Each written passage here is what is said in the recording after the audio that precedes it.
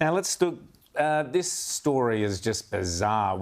If you will remember, during all the George Floyd thing, we often played CNN and other TV stations who would have flames behind them and buildings blowing up. Mostly peaceful protests. It's a mostly peaceful protest here behind us. Well, the modern equivalent that is this one. Rita, talk us through it.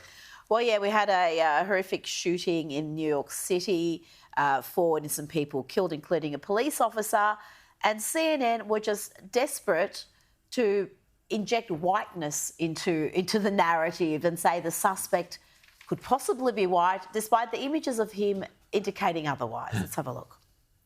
They do not know who he is. They know he is a male, possibly white. He's wearing sunglasses. He appears to have a mustache.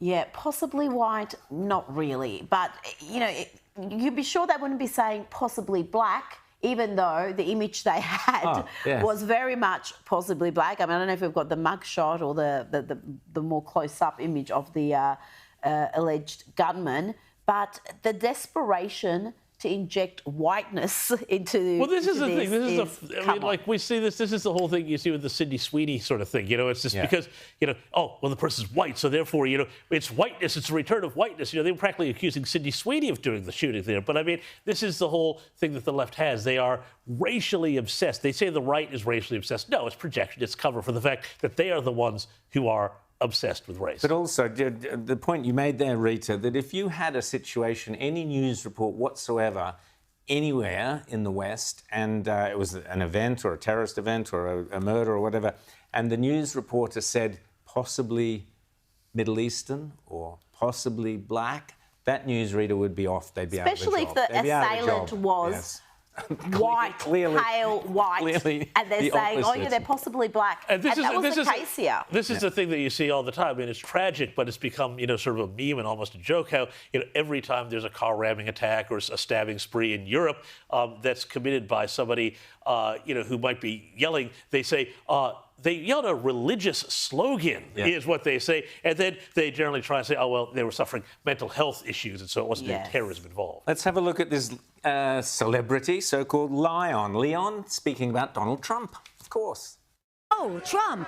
Ah, wow, what a guy. Yes, well, when the orange drips,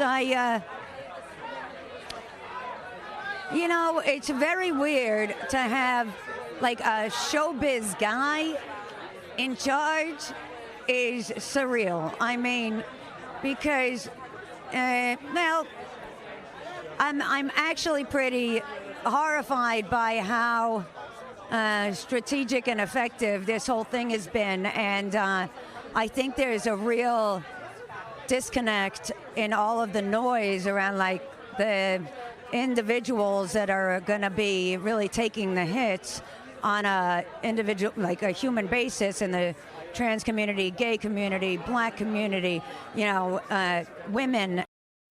Gay community, black community.